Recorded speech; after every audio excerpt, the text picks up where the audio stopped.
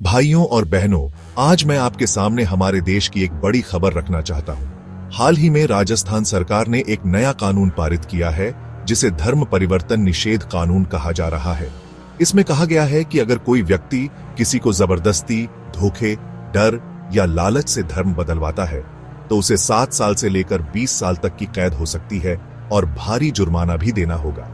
यहां तक कि अगर कोई अपनी इच्छा से भी विश्वास बदलना चाहे तो उसे पहले अधिकारियों को लिखित सूचना देनी होगी, और अगर किसी पर आरोप लग गया तो यह अपराध गैर जमानती होगा, यानी सीधा जेल। अब यह समाचार सुनकर बहुत से लोग घबरा जाते हैं। खासकर मसीही समाज के लोग सोचते हैं, अब हम क्या करेंगे? क्या हम सुसमाचार सुनाना बंद कर देंगे? क्या हम अपनी गवाही दबा देंगे? लेकिन भाइयों और बहनों, बाइबल हमें पहले से तैयार करती है। यीशु ने कहा था, यदि उन्होंने मुझे सताया है तो तुम्हें भी सताएंगे, यूहन्ना 15:20। और साथ ही यह भी कहा, जब लोग तुम्हें मेरे कारण झूठी बातें कहें और सताएं तो आनंदित होना, क्योंकि स्वर्ग में तुम्हारा प्रतिफल बड़ा है, मत्ती 5:12। इसका मतलब है कि उत्पीड़न और विरोध कोई नई बात नहीं है। इतिहास गवाह है कि जब जब मसीही लोगों को सताया गया तब तब सुसमाचार और अधिक फैला। प्रारंभिक कलीसिया पर अत्याचार हुआ, लेकिन परिणाम यह हुआ कि हर जगह वचन फैल गया। तो आज भी यह परिस्थिति हमें डराने के लिए नहीं, बल्कि और मजबूत बनने के लिए है। सच्चाई यह है कि यीशु ने कभी किसी को जबरदस्ती अपने पीछे नहीं बुलाया। उन्होंने कहा, जो कोई चाहे मेरे पीछे आ चले, मत्ती 16:24। यानी विश्वास हमेशा व्यक्ति की अपनी इच्छा से ही होना चाहिए।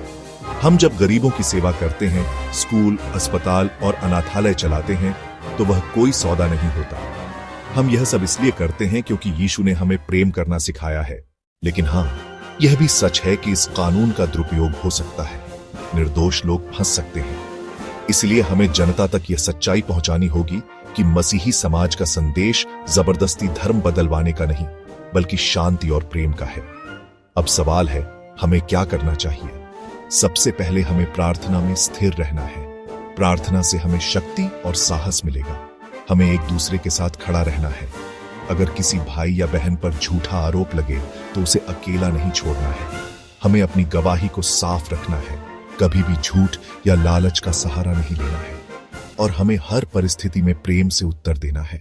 भाइयों और बहनों, यह समय डरने का नहीं, बल्कि आत्मिक रूप से मजबूत होने का है। जो उत्पीड़न आज दिखाई दे रहा है, वही आने वाले दिनों में सुसमाचार को और आगे बढ़ाएगा, क्योंकि बाइबल कहती है, परमेश्वर का वचन बंधा नहीं रहता। 2 तीमुथियुस 2:9। इसलिए हम भय में नहीं, विश्वास में चले।